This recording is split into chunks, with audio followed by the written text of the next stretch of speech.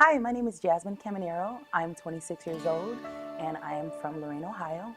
Mental health is important to me because I think it is a huge issue in our community, especially with people of color, and I would like to shine a light on something that's been kept in the dark for so long.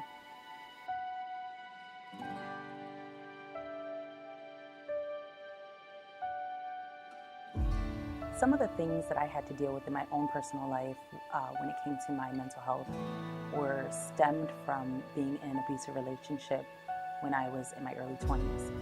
I had dealt with a lot of emotions from depression, anxiety, which led to suicidal thoughts, and just overall just feeling kind of worthless. I remember opening up to one of my closest friends who eventually convinced me that I had to seek therapy. At first I wasn't really open to it, but once I finally gave into it, which was 2 years ago, I slowly but surely gained some coping mechanisms that helped me a whole lot, and it still helps me to this day.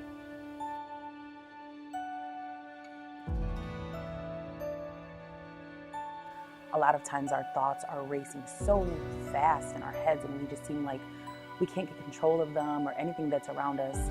So we just lay there and we don't want to do anything. But I think the best thing that has worked, especially for me, is just getting up, walking out the door, rain, snow, or shine, and just kind of observing the things that are around us, realizing that we're in a world that's bigger than us and we can focus on the beautiful things of life, whether it be the birds or the trees or the flowers, or even the rain can be just relaxing if you just take the time to just soak it all in. I remember plenty of sleepless nights where I was just up holding in so many emotions, especially stemming from my anxiety, just not knowing what to do, where to go, what to even do with the emotions I was dealing with in those moments.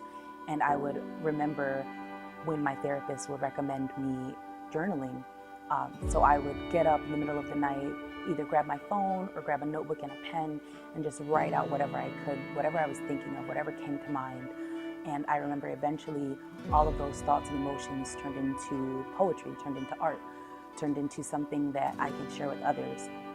I remember being able to get the courage up to read some of these poems to some of my closest friends and them just encouraging me, you have to put these out there, you have to do something with these.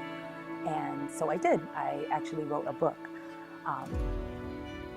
After publishing the book, I have received so much positive feedback on it, which in turn just motivates me so much more, knowing that I'm empowering others and even empowering myself by being able to be vulnerable yet strong at the same time, because I'm able to confront my issues and help others confront theirs too. Something else that I use to cope is getting involved in church, specifically in worship.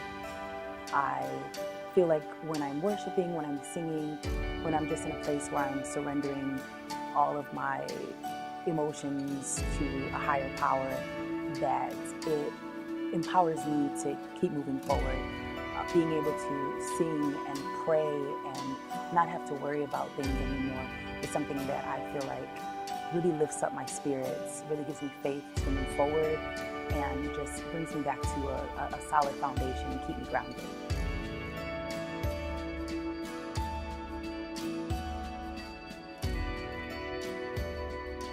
The last commitment that I made to myself was actually being able to take some of my poems and create a book out of it.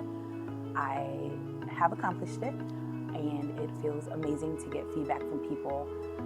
I believe that my sales are going really well, and not only that, just the impact that I've had on people in my community, which is the most important thing, has just been tremendous. Being able to hear people's feedback and their testimonies and how they can relate to it just really brings just such joy to my heart, knowing that what I'm doing is for a bigger purpose and that I'm able to achieve those things once I put my mind to it.